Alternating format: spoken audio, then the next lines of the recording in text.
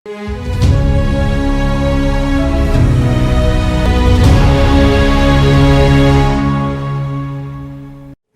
दोस्तों, राजनीति की बातों में आपका स्वागत है। मैं हूं आपका दोस्त धर्मेंद्र कुमारी। आज के वीडियो में हम दोस्तों चौबी बंसीलाल के जो अंतिम पारी है और हवीपा की जो बगावत है उसके बारे में हम बात करेंगे। और दोस्तों, पहलवान और राजनेताओं का कहते हैं कि बुढ़ापा अच्छा नहीं होता है। वैसे तो बुढ़ापा किसी किसी का ही अच्छा होता है, लेकिन राजनेताओं का जो बुढ़ापा है वो अक्सर बुरा माना जाता है, क्योंकि इनको वो दिन देखने होते हैं जिनकी इनको आदत नहीं होती है। और चौबी बंसीलाल ने हरियाणा का मुख्यमंत्री बनकर हरियाणा को एक नया आकार दिया, लेकिन उनमें एक कमी थी कि वो किसी की सुना नहीं करते थे। मन मर्जी से उनको चलने की आदत थी। प्रदेश को जिस तरीके से उन्होंने हाँका और राजनीति के आखिरी दिनों में जैसे दिन उनको देखने पड़े, वो बड़ी तकलीफदेह उनके लिए रहे होंगे। और भाजपा ने तो उनको खून के आंसू रुलाए ही, उनकी सरकार चली गई। और ये उनके मन की कही हुई बात थी। जब चौटाला साहब का राज आया और उन्होंने हवीपा के बागियों के टिकट कटे, कई चौधरियों को हरवाया भाजपा के, तो चौधरी बंसीलाल ने प्रेस कॉन्फ्रेंस में कहा था कि वैसे तो चौटाला की नीतियां मुझे पसंद नहीं है, पर इन लोगों को घर बिठाकर उन्होंने बढ़िया काम किया है। 1996 के अगर विधानसभा चुनाव को आप देखें तो उसमें 4 बड़े दल थे हरियाणा में। कांग्रेस थी, चौटाला साहब की समता पार्टी थी, बंसीलाल जी की हवीपा थी, भाजपा थी। और इन्होंने जो सत्ता के लिए जो आजमाइश की उसमें हवीपा भाजपा ने मिलकर चुनाव लड़ा। बेमेल गठबंधन था। मजबूरी में बंसीलाल जी को बुढ़ापे में यह करना पड़ा। कांग्रेस को केवल 9 सीटें मिली और 20.82% करीब उसको वोट मिले थे। देवीलाल जी की जो चौटाला पार्टी जी समता पार्टी थी उसको 24 सीटें मिली, दूसरे स्थान पे वो रहे। हवीपा भाजपा गठबंधन 65-25 सीटों पे चुनाव लड़ा था। हवीपा को 33 सीटें इसमें मिली थी और वो सबसे बड़ी पार्टी बनकर उभरी थी। सहयोगी जो भाजपा थी उसको 11 सीटें मिली थी। एक तिवारी कांग्रेस भी उस टाइम होती थी, उसको 3 सीटें मिली थी। और 10 जो इंडिपेंडेंट कैंडिडेट हैं वो भी इस चुनाव में जीत कर आए थे। कांग्रेस अपने इतिहास में तीसरी बार इकाई के अंक पे सिमटी थी। 1977 में उसको 3 और 87 में 5 सीटें मिली थी। इस दफा चुने गए जो कांग्रेस के विधायक थे उनमें चौबी भजनलाल थे, चंद्रमोहन थे, रणदीप सुरजेवाला थे, अजय यादव जी थे, करतार देवी थी, धर्मवीर गाबा थे, राव नरेंद्र थे, जय सिंह राणा और दिल्लू राम जी थे। रणदीप सिंह सुरजेवाला इकलौते जाट विधायक थे और करतार देवी इकलौती महिला विधायक थी। एकमात्र विजयी जो दलित प्रत्याशी थे वो दिल्लू राम जी थे। और चौधरी बीरेंद्र सिंह, खुर्शीद अहमद और सतविंदर सिंह राणा तिवारी कांग्रेस से चुनाव जीते थे। 11 मई 1996 को बंसीलाल जी ने मुख्यमंत्री पद की शपथ ली और उनके जीवन का चौथा शपथ ग्रहण था। इस दफा वे कांग्रेसी मुख्यमंत्री नहीं थे और अपनी उनकी सरकार का जो वजूद है भाजपा पर निर्भर था। सत्ता बनाए रखने के लिए भाजपा के हर विधायक को, छोटे बड़े नेता को उन्होंने अपनी सरकार में एडजस्ट किया। चौबी बंसीलाल की लगभग 9 साल बाद सत्ता में वापसी ये हुई थी, लेकिन 70 साल के तब बंसीलाल जी हो चुके थे और अब उनमें वो बात नहीं रह गई थी, तेवर नहीं रह गए थे जो 30 साल पहले थे। अपने चुनावी वादे को पूरा करते हुए उन्होंने सत्ता में आने के 1 महीने बाद ही राज्य में फिर शराबबंदी लागू की और उनकी सरकार की जड़ों में इसके साथ ही तेजाब भी बहने लगा। प्रदेश में अवैध शराब और तस्करी ने एक धंधे का रूप ले लिया और उनकी पार्टी के कार्यकर्ता भी इसमें से लिप्त हो गए। और आरोप तो यहाँ तक लगे कि चौधरी सुरेंद्र सिंह जो उनके बेटे थे वही शराब तस्करी में शामिल थे। आबकारी से मिलने वाला राजस्व बंद हो गया, प्रदेश की माली हालत खराब होने लगी और इस अवैध धंधे से प्रदेश की कानून व्यवस्था भी चरमराने लगी। और इन हालात में बीच में लोग बंसीलाल जी को तलाश रहे थे जो एक दौर में विकास और सुशासन का प्रतीक होते थे। अपराधी उनके नाम से थर्राते थे। बंसीलाल जी शराबबंदी के प्रति बहुत समर्पित थे। उन्होंने इसको लागू करने की कोशिश की। भाजपा विधायक गणेशी लाल जी को मद्य निषेध मंत्री उन्होंने बनाया था, लेकिन 21 महीनों के भीतर ही 1300 करोड़ रुपए का राजस्व खोकर सरकार की समझ में आया कि अब शराबबंदी को हर हाल में बंद करना पड़ेगा।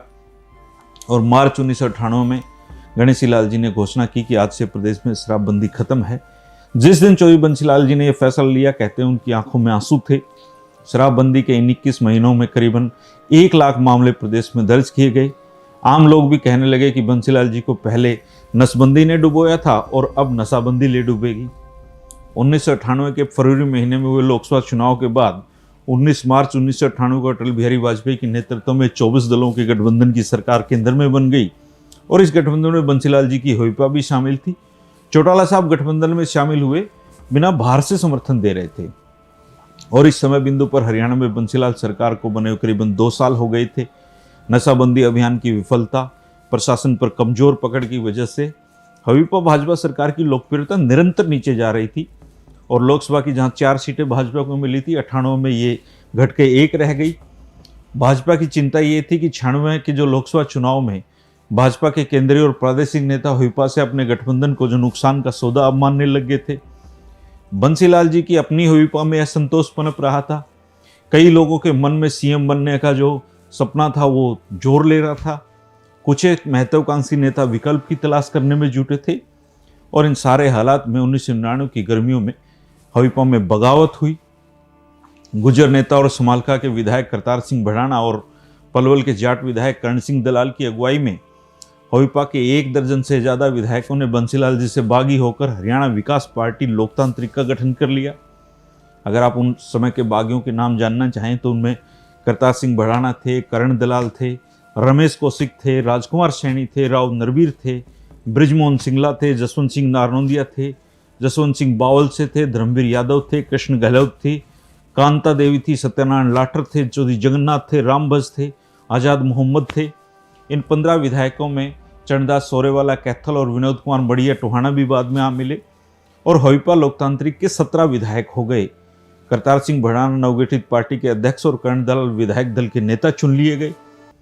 हवीपा के बागी विधायकों और भाजपा ने मिलकर फिर प्रदेश में एक गैर कांग्रेसी सरकार बनाने के मकसद से हाथ मिलाया, लेकिन चौटाला की मदद के बिना ऐसा करना संभव नहीं था और चौटाला साहब भी इतने सीधे और सरल नहीं थे कि इस मौके का फायदा नहीं उठाते। चूंकि उनकी दुकान में माल ज़्यादा था, विधायक ज़्यादा थे, इसलिए हवीपा लोकतांत्रिक और भाजपा के अति महत्वाकांक्षी नेताओं ने अपने जो अरमान है उनका गला घोट लिया और चौटाला साहब को ही मुख्यमंत्री बनने देने का फैसला ले लिया गया। इस समय बिंदु पर प्रदेश कांग्रेस अध्यक्ष भूपेंद्र हुड्डा ने राष्ट्रीय नेतृत्व को इस बात के लिए मना लिया कि बंसीलाल सरकार को कांग्रेस के समर्थन से जीवनदान एक बार दिया जाए ताकि राज्य में ये जो सिद्धांतहीन और अवसरवादी गठजोड़ है ये सत्ता पर काबिज ना हो सके। वो चौटाला साहब को रोकना चाहते थे उनके रास्ते। 22 जून 1999 को भाजपा द्वारा समर्थन वापस लेने से अल्पमत में आई बंसीलाल सरकार के जो मुखिया थे उन्होंने राज्यपाल महावीर प्रसाद ने उनको निर्देश दिया कि 25 जून को आप विश्वास मत हासिल करो।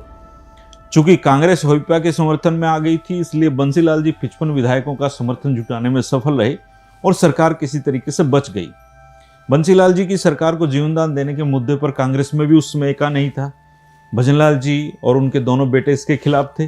विश्वास मत से पहले कुलदीप बिश्नोई तो चौधरी बंसीलाल जी के जो मंत्री थे अतर सिंह सैनी उनको उनकी मंजी ठोकने तक की बोलकर गए थे, लेकिन केंद्रीय पर्यवेक्षकों के काफ़ी समझाने बुझाने के बाद में विहिप भी जारी हुआ और बंसीलाल सरकार के पक्ष में कांग्रेसियों को मजबूरी में मतदान करना पड़ा।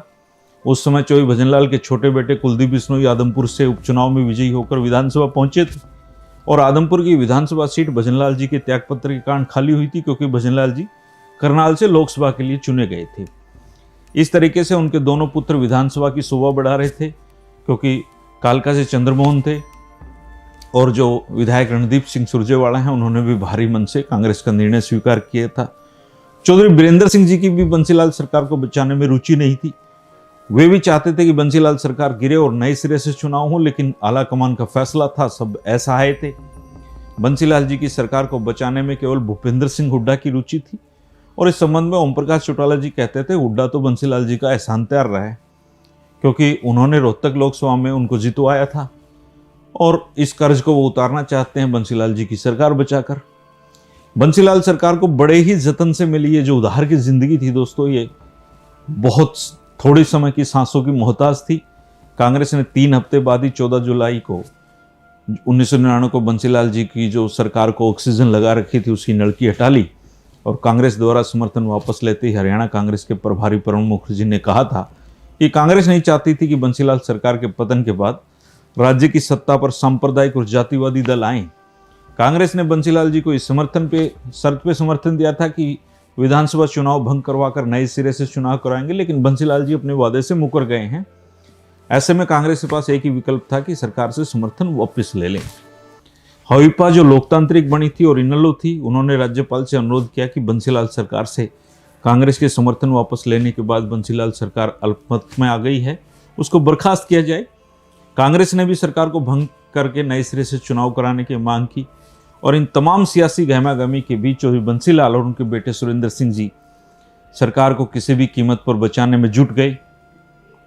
उन्हें राज्यपाल ने उनको बहुमत सिद्ध करने के लिए एक मौका और दे दिया, लेकिन विश्वास मत हासिल करने की निर्धारित तारीख 21 जुलाई को ही चौधरी बंसीलाल जी ने सदन का सामना किए बगैर अपना त्यागपत्र जाकर राज्यपाल को सौंप दिया। और इसी के साथ ही हरियाणा प्रदेश की राजनीति से चौधरी बंसीलाल जी हमेशा हमेशा के लिए विदा हो गए।